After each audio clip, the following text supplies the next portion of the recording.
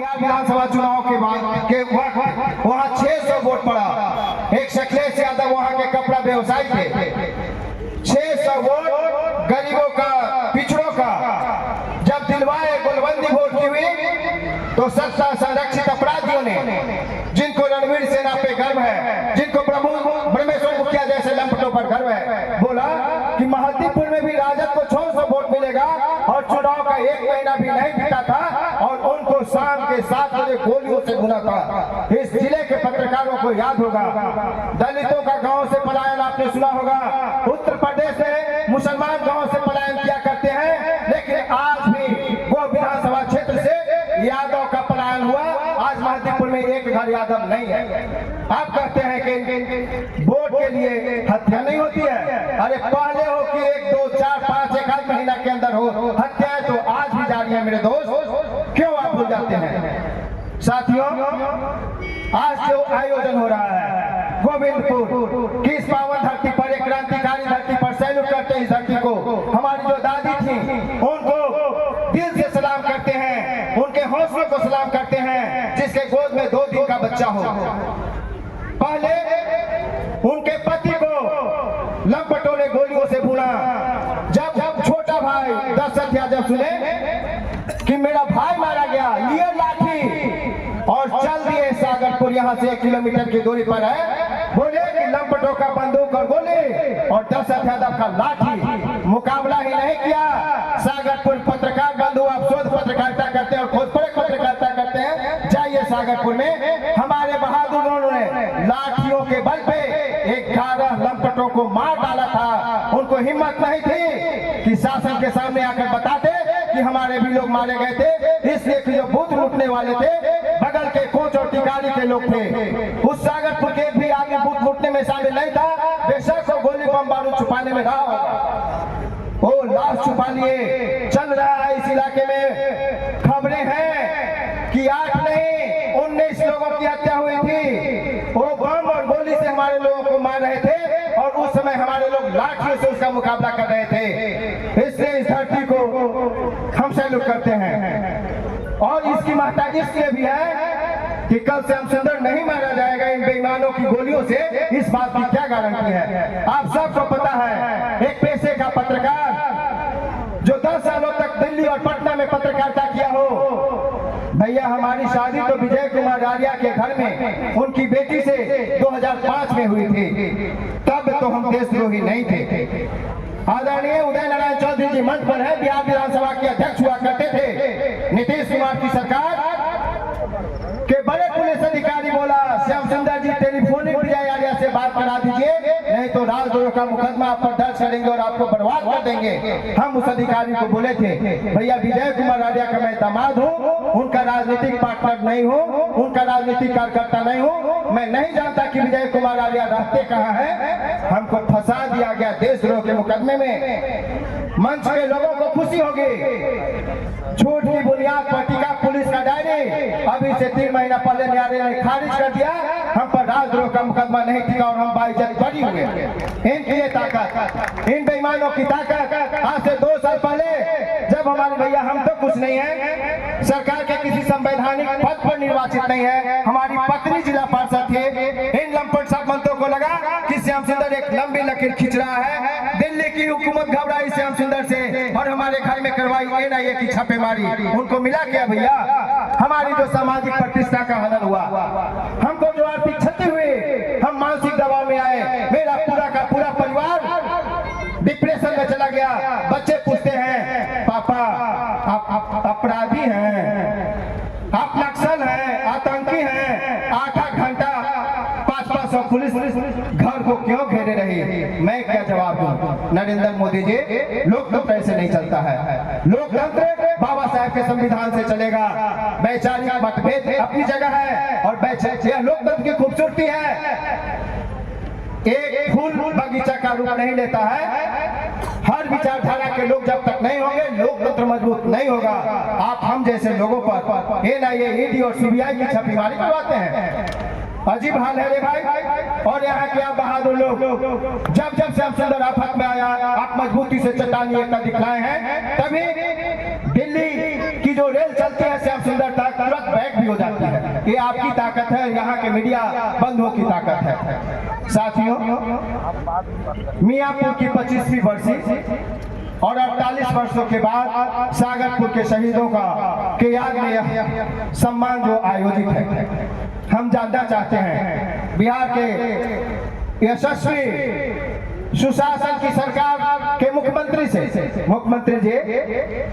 जिस लालू यादव का नाम आप जंगल राज के नाम पर मखौल उड़ाते हैं, जंगल राज था, आप क्यों भूल जाते हैं रूपसपुर, पूर्णिया के रूपसपुर का वह नरसंहार, बिहार विधानसभा का अध्यक्ष लक्ष्मी नारायण सुधांशु का दोलाली बंदूक और 14 आदिवासी संथाल आदिवासियों को वह बिहार विधानसभा का अध्यक्ष गोलियों से बुनवाया था। मैं नहीं कर रहा हूँ, पुलिस डायरी में है।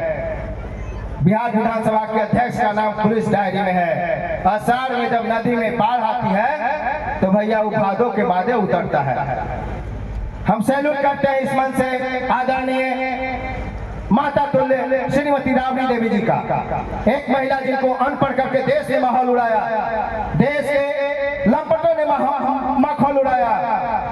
2000 का वह दिन 16 जून मियाँपुर नरसंहार और उसके बाद 5 साल तक राबड़ी जी का बिहार की सत्ता पढ़ाना, नरसंहार तो तब बंद हो गया था, उसके बाद 5 साल, मतलब वही अंतिम पड़ाव था। ये नीतीश जी का दिन नहीं है। नीतीश कुमार तो अमीर दास आयोग जो रणवीर सेना की गतिविधियों को जांचने के लिए बनाया गया था, सब पहला कैबिनेट में नीतीश कुमार अमीर दास आयोग को भंग किए थे। नीतीश जी, रणवीर सेना के संरक्षक आप रहेंगे। आपकी पुलिस कहती है बिहार में जो अपराधियों का संगठित गिरोह है उसमें कुर्मी है। नीतीश जी, आपकी जाति के लोग हैं। संगठित गिरोह में भूमिहार है, संगठित गिरोह में मल्लाह है, एक आध दो राजपूतों का गिरोह है। यादव का तो नीतीश कुमार कोई अपराधी गिरोह नहीं है। आपकी एसटीएफ की पुलिस कहती है, जो आपके मातहत पुलिस काम करती है, बावजूद इसके आप कहते हो कि यादव अपराधी होता है। अरे यादवों का दिन है।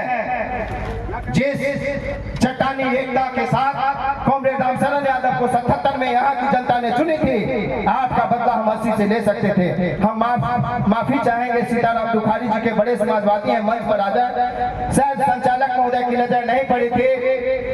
लालू जी और नीतीश जी और बिहार के समाजवाद की धरती आपको सब दिन याद करती है। आप इस इलाके में अपने जवानी के से लेकर आज तक सामंतवादियों के खिलाफ जो संघर्ष छेड़ा है, उसको हम सैल्यूट करते हैं। सीताराम दुखारी जी कृपया मंच पे आ जाए, मंच पे आ जाए।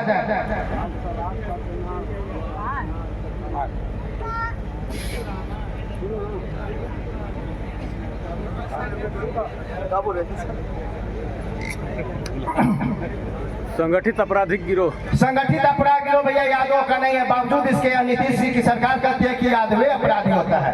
कौन यादव अपराधी होता है?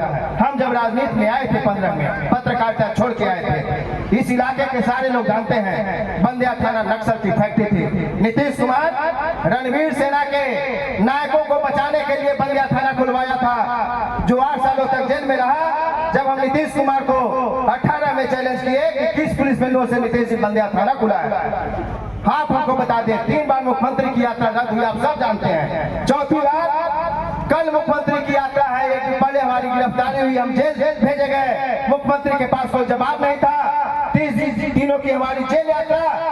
इसी 30 दिनों में बंदिया थाना के लिए जमीन का अधिग्रहण हुआ।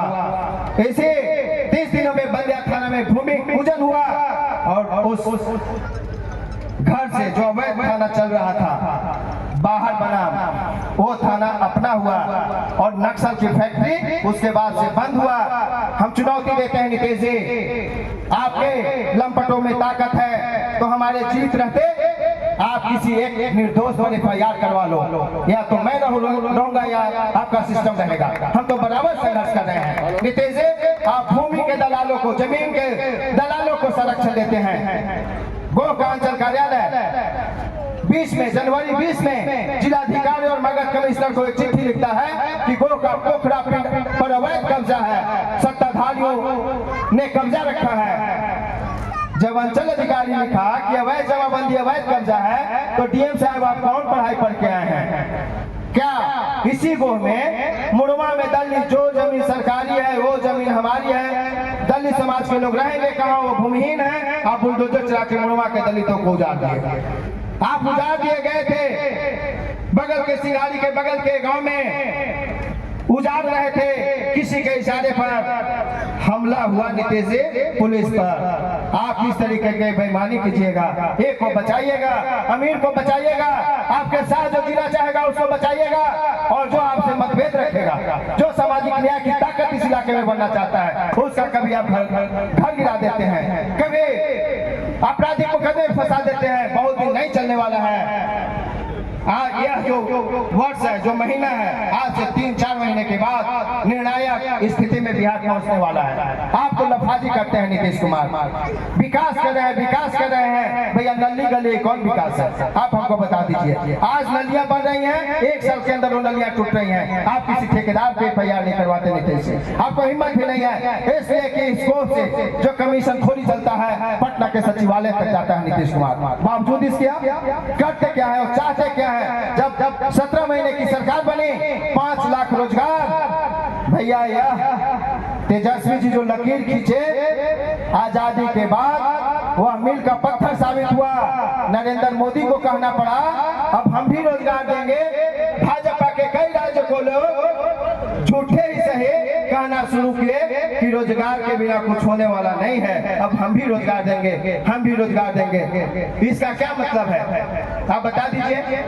जब यह निर्णायक है और आप जब 48 सालों में सागरपुर को याद करना चाहते हैं, आप इसलिए यहाँ बैठे हैं, तो मुझे भरोसा है परिवर्तन की अंगड़ाई यह गो की धरती लिया है, और जब परिवर्तन को लिया है तो यह मगध की धरती है। दुनिया को शांति और संदेश देने वाली यह मगध की धरती आज से वह इतिहास लिखा जाना शुरू हो गया है। तभी दिल्ली की हुकूमत इस गोविंदपुर पर नजर लगाए हुए है। बदलाव तय है, बहुत दिन नहीं चलने वाला है। गरीबों पर शोषण जुर्म करने वाली सरकार बहुत दिन नहीं चलने वाला है। भैया हम चाहते हैं शिक्षा दो, रोजगार दो, खेतों को सिंचाई दो।